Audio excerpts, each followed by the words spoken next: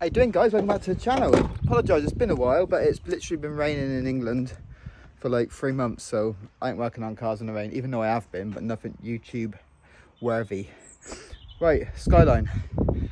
When you last saw it, it wouldn't start, and that's what we're still at basically. I can't fix it. It's electrical, some kind of dodgy earth, some kind of a dodgy wire, power wire going to the ECU, I don't know. So I'm taking it to my man Julian down Profile Motorsports, who tuned my car and, well, base mapped the car. But what I found the other day when I was you know, just trying to diagnose stuff off camera, me trying to start it all the time and it not starting properly, if you look down there, my downpipe is literally snapped off. Maybe because it wasn't getting the right enough juice to start, and it's been rocking the engine backwards and forwards because it's not been starting properly. Obviously it's starting at all. I think it's just somehow, some magical way, it just snapped my downpipe. So I have another one. Got that one, second hand one. I heat wrapped it yesterday with just the temperature heat wrap stuff I had left over from when I bought the 2 rolls when I did the downpipe there and the turbo elbow. But the turbo elbow is still good, so I just need to take the downpipe off, wank that thing on, and that's that one fixed. Anyway, that's another thing ticked off, but I didn't even realise that was snapped. I wouldn't have done if I started the car, because it would have sounded like a tractor. But anyway, front bumper's off as well, obviously, because tomorrow it's getting picked up by recoveries, and I don't want to rip my bumper off. It's not that low, but I thought I'd be safe and sorry. So yeah, that's the situation. The car will be passed on to an expert because I don't know what I'm doing.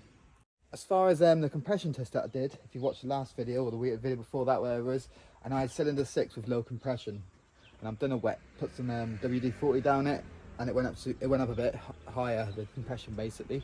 So I'm not worried about that. That's not why it's not starting. Get it started and then figure it out from there. But someone said to me, a guy who used to build race cars, he said it might not even be that the piston ring's seated properly yet, because the engine's not broken in, because I've never really gone past like a decent amount of revs, like over 4,000 revs really, because I'm just breaking the engine in and it's not tuned. It's only got a base map on it, so it's running rich. So yeah, hopefully it's just the piston ring's not seated. I'll stick some transmission oil apparently down there, which can help seat the rings better. I'll get someone who knows what they're doing to do it, or do some more research before I worry about that. But starting the car is the main thing.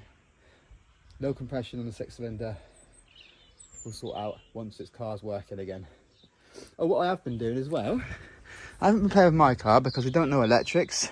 My man Damien's had his R33 up here, and he's got a snap bolt, well, 2 snap bolts on his exhaust manifold. But got this manifold studs for the exhaust. One's basically needs helicoiling, and the other one needs drilling out and pulling out the stud, which is good times. I'll show you more of that when I'll get the bonnet open and stuff like that, but don't worry about that for now. We're on blue Skyline, my Skyline that I want working. We want Damien's working as well, but his is a lot easier of a fix. Well, hopefully mine's an easy fix. Clean enough, put it back on and it works, you know, that'd be nice. We'll find out tomorrow. Look at this, look. Literally snapped straight off from the flange. And obviously when we get recovered tomorrow, that's going to be a bit low. So hopefully this downpipe we got bolts straight in. Should do it, come off an R33 GTST. Right, let's get this old one off. Well, he's off. That is well and truly kaput. Gasket's destroyed as well. Don't know if I fit this new one now, because I don't think I've got a spare one. I might have in the shed. Let's have a gooch. Right, I don't have a gasket for the turbo elbow to downpipe, so I text Julian at the garage where it's going, and he's got one, so I don't need to worry about that. So I can't put the downpipe on, but I can take the old one off, what I've done. So I'll let him put the downpipe on with his new gasket, and hopefully we're all good. Here we go again. Skyline on the back of a recovery lorry for like the 5th, 6th time now. It's becoming a bit of a joke. Hopefully this is the last time. What's the thing? Here he comes. Right guys, car's back. There we go. It runs. Turn the key, it starts. Basically he said he cleaned the spark plugs and done some magic wizardry stuff on his computer with the tune, and it starts on the key again now. But it's still, when I'm driving, if I go on a bump, if I go into a bump on the road, still the radio and the fans and all that turn off, so there's definitely a loose connection, which is probably what changed the tune. I don't know how it would change the tune for that, but wiring's not my strong suit. So I'm going to pull the dashboard out because I love it. I mean, it's been like the fourth time I've took this dashboard out, so I'm pretty good at it now. But yeah, I'm going to whip the dashboard out. I've already started doing a bit of it, and have a look, see if there's any broken cables or dodgy earths, loose wires basically. Hopefully they'll find it. It's nice and easy and obvious. Put it all back together again, and the car's all good for a while. Let's do it. Let's do it. Bosh, dashboard's out. That didn't take too long really, probably 20 minutes, half hour. That's what happens when you do it a few times, you get used to it. But yeah, off. Now let's do some wire hunting. Hopefully it's something really obvious, like a burnt wire, loose earth. Tighten it up, fix the wire, and hopefully we're all good. Let's have a little gooch. Okay, situation. I have relocated a couple of earths. They all looked fine, but I've put them on a more earthly spot, if you want to say, which hopefully sorted that issue. I've got the spark plugs out again, give them a clean, and see what happens. Good times. Right, look at the state of these spark plugs. Come on, focus. I mean, they're not filthy, but they're wet. It's too much fuel. Stop, draw it out. There you go.